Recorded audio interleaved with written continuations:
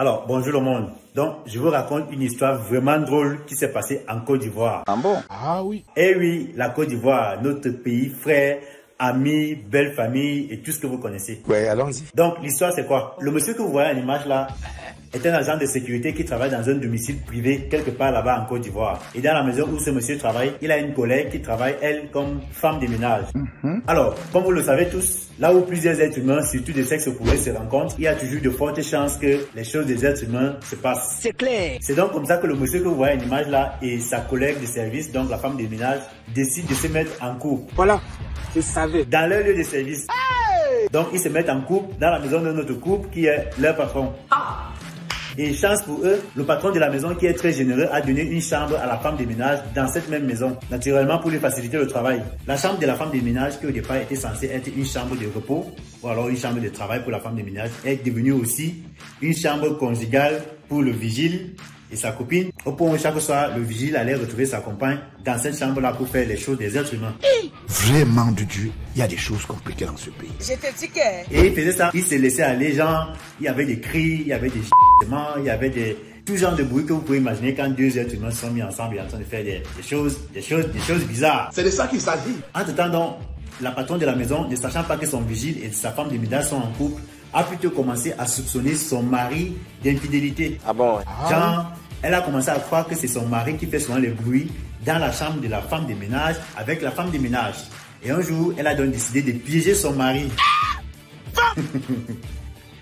Et comment elle piège son mari? Point d'interrogation. Là voilà donc qui se rend, avant que son mari ne rentre du travail le soir. Là voilà qui se rend dans la chambre de la femme de ménage. Elle se couche sur le lit, elle éteint la lumière, elle rentre dans la couverture. Maintenant alors, quand le vigile lui, le soir, il décide d'aller donc, comme d'habitude, de rendre visite à sa compagne dans sa chambre conjugale. Il arrive dans la chambre, lui aussi, il n'allume pas la lumière. Ah bon? Ah oui. Il ne met pas la lumière, il entre seulement dans le lit. Oh! Arrivé dans le lit, le gars commence seulement à travailler. Non! Et maintenant, la patronne, elle s'est laissée aller parce que elle a pris goût.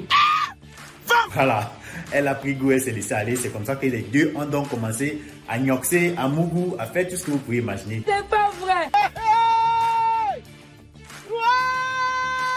Donc les deux ont commencé à mougou. Là-bas, le vigile croyait qu'il était en train de mougou avec sa copine qui est la femme de ménage. Et de l'autre côté, la patronne, elle croyait qu'elle était en train de mougou avec son mari qui est venu dans la chambre pour venir mougou avec la femme de ménage. Voilà. C'est donc quand la femme constate donc que mais mon mari n'a pas l'habitude de durer comme ça lors des matchs. Il n'a pas l'habitude de résister comme ça pendant plus de 30 minutes, pendant plus d'une heure, pendant plus d'une heure et demie, voire 2 heures. Qu'elle se sort donc et elle sort de la couverture.